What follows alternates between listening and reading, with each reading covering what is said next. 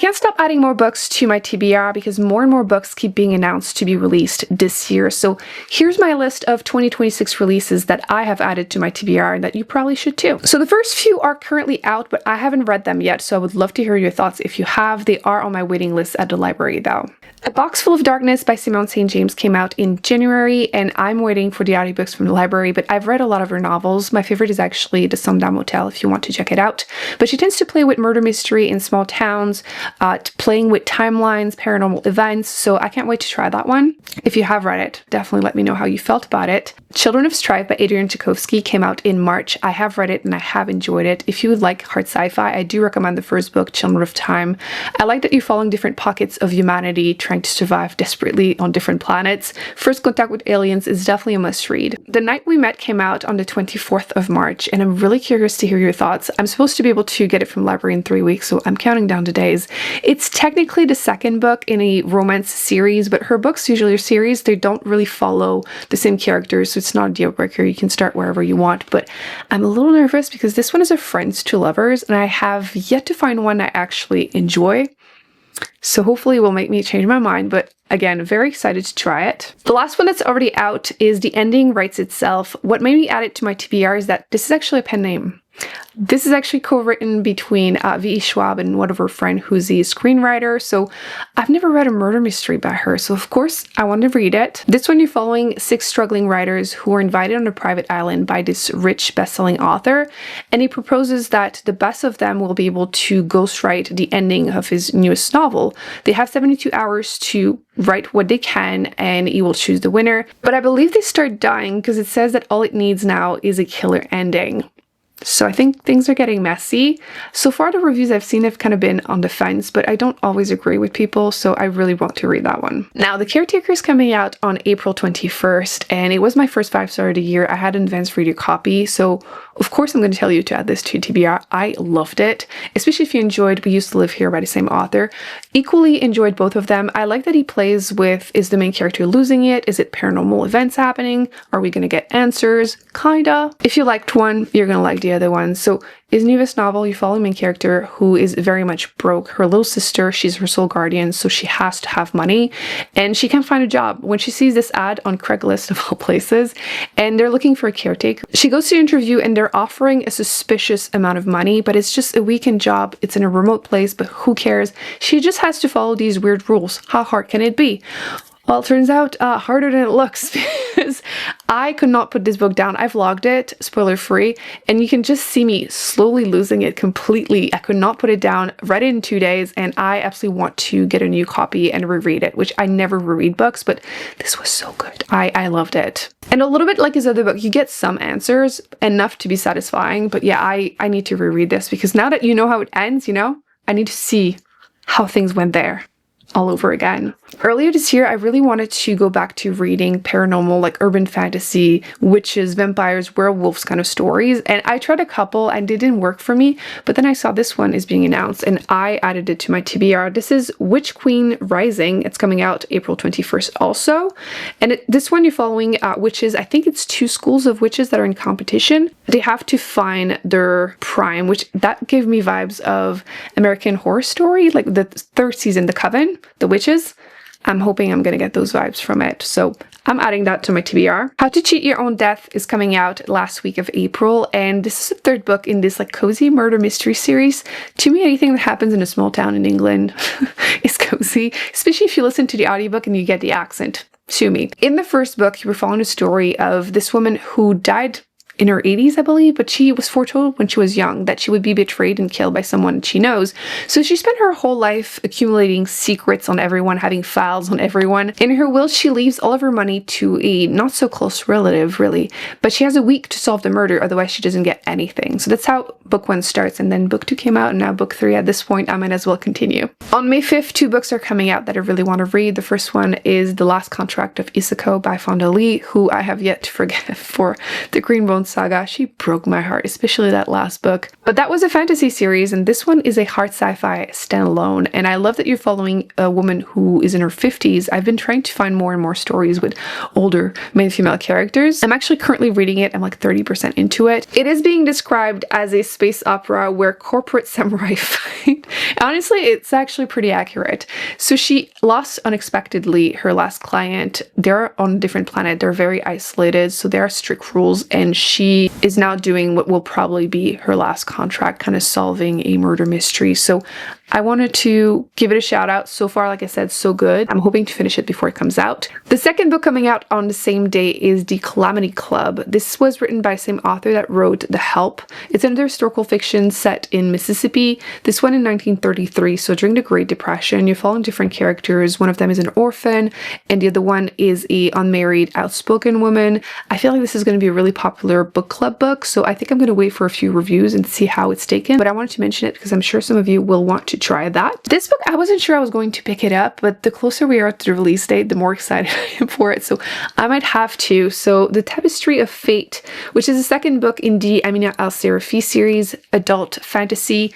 It's the one where you're following an older female character. She is a retired pirate. She's in her 40s. She's now a mother, you know, living her own life when she's called back on one last mission. And I had enjoyed book one, but I thought I was pretty satisfied with the way it had ended. I wasn't really in a rush to continue, but seeing the cover, seeing the excitement, I think I might have to pick it up. So she's still trying to find these magical artifacts. So yeah, I might have to pick it up. Now, this one I am excited because I have read an advanced reader copy, and it is The Midnight Train by Matt Haig. This is technically book 2 after The Midnight Library. You don't need to have read it, but there is a character that kind of shows back in there. It's not a deal breaker. But why would you not want to read book 1? You follow the character during his last hours on Earth, and as he passes away, he gets to the midnight train where he will get to experience or relive the important moments in his life, seeing the important people, and kind of seeing the choices he has made, the kind of person he truly was, and if he regrets some of his choices, especially with his love life. The deal is that at the end, he will get to move on and live, you know, in eternity with the people that he cares about. While he's not supposed to intervene,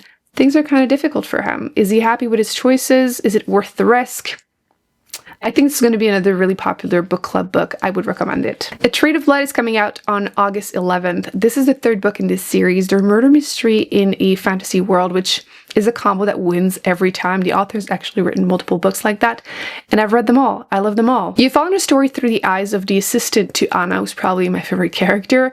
She stays in a room wearing a blindfold, and she'll figure out what happened by just him retelling her what he saw, what he learned, asking people. And what I'm enjoying is that the more the series is progressing, you're getting more and more world building and political intrigue. So it looks like book 3 is definitely continuing like that by the summary, but it's book 3, so I don't want to spoil anything. So yes, I am dying to read this. I have the advanced reader copy. I just got it, so I will be reading it before it comes out and give you my thoughts, but I'm sure it's going to be good. September has to be the most exciting month of the year with book releases. They have so many that I want to read. So the first one is Cyan. This is going to be the 6th book I have read by the author, actually. All the other one though were really thick high fantasy, and this one is a fairly short cyberpunk novel. It's being compared to John Wick meet Blade Runner. You follow a character who is killing ultra rich people. I'm not sure how that is a job, but that is. And in that world, people have developed technology to not die, so the ultra rich can't die unless someone does it, which apparently the main character does that. So I have the advanced reader copy for that one also. I'm going to be reading it very soon. Tempest by Victoria Aveyard is coming out September 8th. I really want to read this. I don't have this copy of it, sadly. But this one is an adult novel. I had read Red Queen by her, and it's YA, and I had enjoyed it, but at the point I read it, I was kind of over YA, so I didn't continue. But I'm so happy that, again, she's finally coming out with an adult novel. This one is categorized as romantasy, and it's pirates, which honestly, that's basically all I need to know. There's this big war happening, and the main female character is given 2 choices. Either she brings them the person that she cares about, or she hangs. I've seen some copies of it online and it looks super thick, and I'm really, really excited for it. Alice Hoffman is finally coming out with a new series following Witches. She's the author that wrote Practical Magic and then a few of the sequels, but finally a new one called The Witches of Cambridge, also coming out September 8th.